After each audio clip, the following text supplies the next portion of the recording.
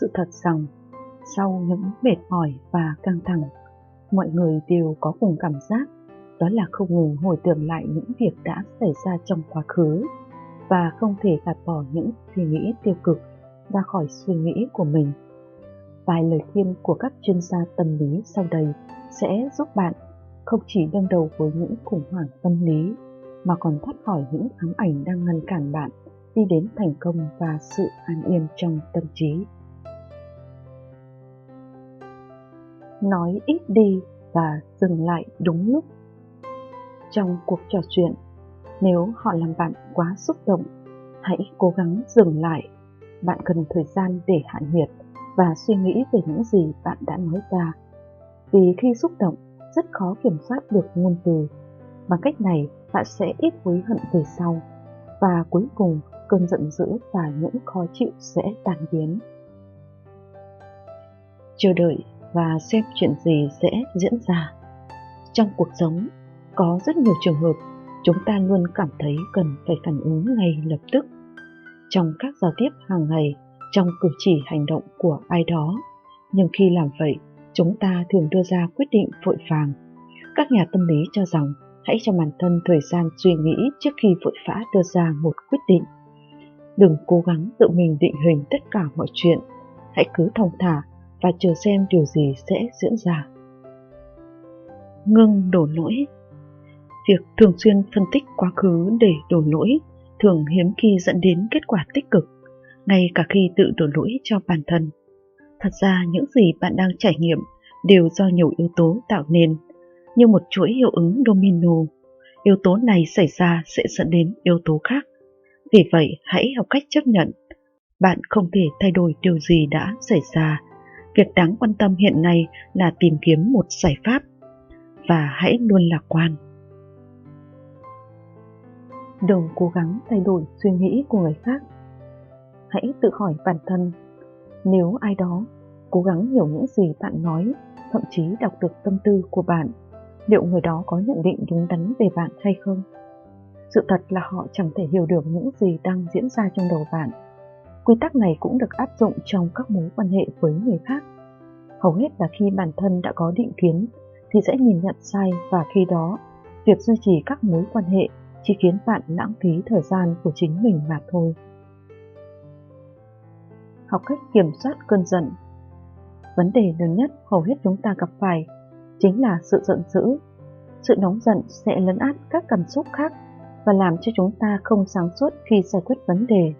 Hãy cố gắng dập tắt cơn giận bằng cách thiền, đi bộ đường dài hoặc tập thể dục, hoặc các bí quyết đánh tan cơn giận để giúp bạn bình tĩnh hơn. Phát triển những kỹ năng mới và chơi thể thao. Khi bộ não chuyển qua học một cái gì đó mới, lượng suy nghĩ tiêu cực sẽ dần dần giảm xuống bằng không. Khi não bộ tiến hành một hoạt động cho ý tưởng mới, những trải nghiệm mới, việc tập trung cho hoạt động này làm ta ít suy nghĩ lung tung hơn hẳn. Quy tắc này cũng được áp dụng khi chúng ta tham gia vào các hoạt động thể chất. Viết tất cả phiền não vào giấy và đốt nó đi. Nghiên cứu đã chỉ ra rằng khi viết tất cả những phiền não ra giấy và tiêu hủy chúng có thể giúp chúng ta giảm được mức độ căng thẳng, áp lực do suy nghĩ quá nhiều. Quá trình viết ra cũng giúp bạn hiểu rõ hơn về cảm xúc bản thân so với chỉ liệt kê chúng trong tâm trí. Hãy nhớ rằng những gì bạn nghĩ không phải là sự thật. Thực tế và những suy nghĩ trong đầu bạn là hai phạm trù hoàn toàn khác nhau. Cảm xúc của chúng ta có hiệu ứng vật lý tạo nên sự căng thẳng, lo lắng, sợ hãi và khiến cơ thể bạn thật sự cảm nhận được điều đó. Điều này làm chúng ta mặc định những lo lắng, suy nghĩ này sẽ trở thành sự thật. Hãy nghĩ về nó một cách khách quan và bạn sẽ nhận ra lo lắng của mình và thực tế là hai thứ riêng biệt. Nghiệm ra từ những bài học và tác động tích cực của chúng. Hãy suy nghĩ về những bài học từ các mối quan hệ và xem chúng như những kinh nghiệm sống vô giá. Nếu ban đầu có thể xác định rõ mối quan hệ này ý nghĩa như thế nào, bạn có thể dễ dàng quyết định dừng lại nếu chúng không đáng. Mỗi thất bại là một cơ hội để sửa chữa, và hãy chắc rằng bạn sẽ phát triển bản thân theo chiều hướng tích cực trong tương lai. đừng chôn chặt bản thân trong quá khứ. Khi chúng ta nghĩ về quá khứ, chúng ta thường tưởng tượng những gì chúng ta có thể nói hoặc làm khác đi để tránh những điều xấu xảy ra. Nhưng điều này không khác gì bạn đang cố gắng thay đổi điều mà đã xảy ra cả ngàn năm trước.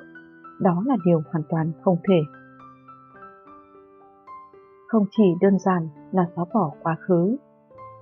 Hãy hành động khác đi, lấp đầy tâm trí bằng những suy nghĩ tích cực.